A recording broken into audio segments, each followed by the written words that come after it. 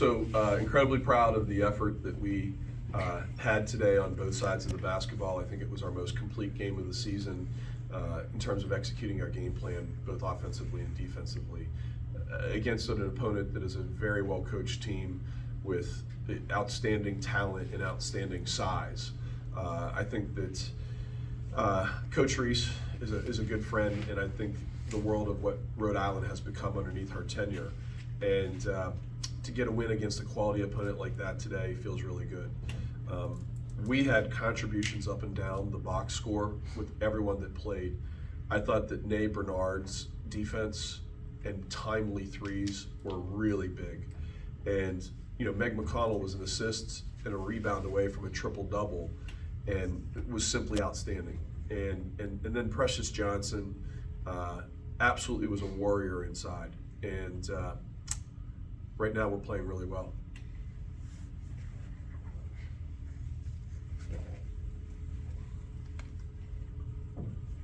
Go right ahead. Okay. Dan, this is now the second home game in a row now that Precious has gone off. Just what do you think has attributed to that confidence in herself just to be able to push forward and find ways? Her dad's here from Sweden. I mean, I joke about that, but I think that her dad being here helps. I think Precious knows that we've never given up on her, but we have expectations and challenges of her that she has to meet if she wants to play. And we don't yell or scream at her about it. We just simply say, you're going to sweep the floor and post up low and wide, and you're going to be a warrior. What does that mean? You're going to be incredibly physical before the catch, and you're going to hold your ground. And she's done those things. And so she really extended her minutes today. She was simply outstanding in every facet of the game. But Precious Johnson's a really good basketball player. It's just sometimes, really good players may need something little. For her, it might be just her dad being here. It might be just holding her accountable for some of the little things. But she's a really good basketball player. Just to keep it on Precious, you had those big 2 blocks from Rhode Island in the first few minutes, and you subbed her in right after that. How crucial was her size today? Her size is, Rhode Island rolls into the gym with a bunch of stallions. I mean, they got size and athleticism, and they're physical, and they're really, really strong. So's Precious Johnson. So's Yanni Townsend. And so, Precious met all that physicality for 34 minutes and played one heck of a basketball game. They got a couple points, but it took a lot of shots for them to do that and a lot of effort to do that. You're going to have a lot of kids that are exhausted after that game on both sides of the basketball. Her size really helps. There's no question about it. She's legitimately 6'4" and very physically imposing. And when she puts it to good use, like she does today, we're tough to beat. Another follow on that, Dan. Yanni picks up her second foul right there in the first quarter, has to sit. Just how many even more imperative was it for PJ to have the performance that she did and just have that confidence that she can provide for that, the 34 minutes that you just mentioned? Yanni has been outstanding for us the previous 6-7 games where she has really helped us get a fast start. And today, it wasn't in the cards for her. And that's the great thing when you have 2 very, very good centers.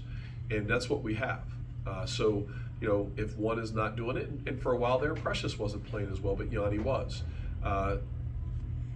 If we get them both going, watch out at the same time. Last year they both averaged about 10 points and 6 rebounds a game. And they're not going to have those types of stats this year because of the way we performed earlier in the year. But I don't care about stats as long as we keep winning these games when it matters in February. Every time you ask a question, I'm going to take a drink of water. We can make that a new game. That's a safe game. That's a party game for the watchers at home, too. There you go. Dan, for you, how nice is it that we're almost 5 minutes into this and we haven't asked about an end-of-game scenario because there's just that much confidence in the experience that's on the court now? We didn't practice it. You can blame me for it, but at the end of the day, the NCAA forces you to take a day off, and our day off is Thursday. We can't do anything on Thursday. There's nothing we can do about it. It's an NCAA rule. So we play games on Saturday on one-day prep. And you can only do so much prep. We were on the floor for almost 2.5 hours last night, and I actually cut practice short probably by about 15 minutes because I thought, our legs, because we went at each other last night. I was a little bit worried about how sore we were going to be, and I addressed that in the post-game huddle, post-practice huddle yesterday. I said, everyone's sore in February. You're going to be sore tomorrow. Deal with it. And they certainly did that. We can be better in a press breaker situation. At the end of the day, we led the game for 28 minutes. We led the game, and we won every quarter. So I'll take it. Coach, you had 4 players finish in double figures and shoot over 50% in the second half, and also you put 70 on a team that was ranked in the top 10 nationally. Kind of what adjustments did you guys make in the second half to put that just contribution together? Well, let's talk about the first half. They come out to a 7-0 run, and they're 8 for 8 from the free throw line in the first 2 quarters. But the score is 28-21. So if you take away that 7-0 run to start, we actually doubled them up. It was 28-14 from about 8 minutes in the first quarter on through the rest of the first and second quarters, first half. And, what was our adjustments at halftime? Not a lot.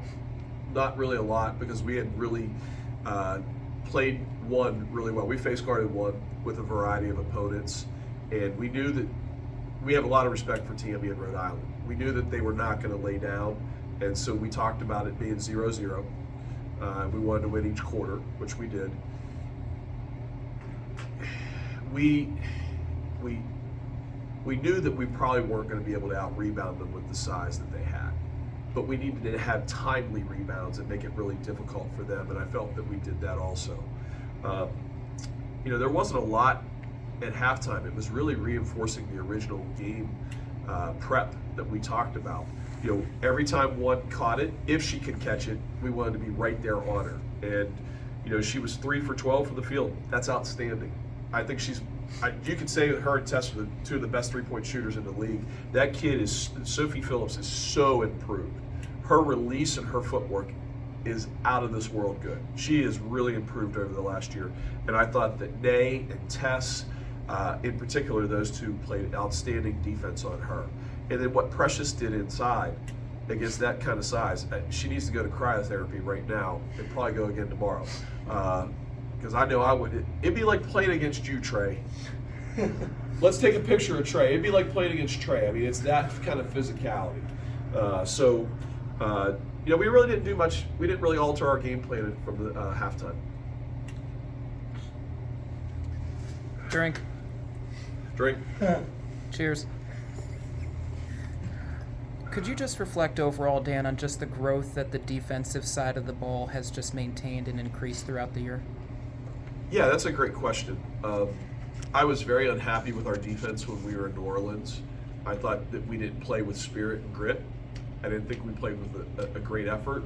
And some of what we were doing probably didn't fit who we were personnel-wise. So we've kind of changed a little bit, and this game changed also. In the previous games, we were switching pretty much everything with some wrinkles that I won't talk about. Today, we didn't switch. So I'm sure that threw them for a little bit of a loop. But the bigger thing is the scheme. The scheme's about a third of it. About a third of it is your really true talent. And a third of it is, are you committed and disciplined to your teammates and the game plan to execute it? And right now, Nay Bernard is more excited about defense than she is offense. I mean, Nay is, we talked about, she made 2 plays where it was up in the air. We talked about not only Nay, but our entire team needed to be low women today. And low women means that when you play a team with that kind of size and athleticism, they want to play up here in the air. We want to play low. We want to get into their bellies with our forearms. We want to play low because they don't want to sit down. And this isn't just Rhode Island. This is any team where they have a distinct height advantage. When you get low, it's hard for a taller kid to guard you. And so our kids have really dialed in and been committed to that. I thought Tess played really good defense on her also. I was real happy with her. Gabby, in the minute and a half, 2 minutes that she played, was really good. Journey had good minutes. Just a really good day defensively. And then, offensively, to drop 70 on a team that's top 10 in the country, only giving up 53 or 54 points a game. Really complete game and really good job today. Any final remarks, Coach? We had a really good crowd again today. Appreciate everyone coming out. Thank you for supporting women's basketball. Thanks, Coach.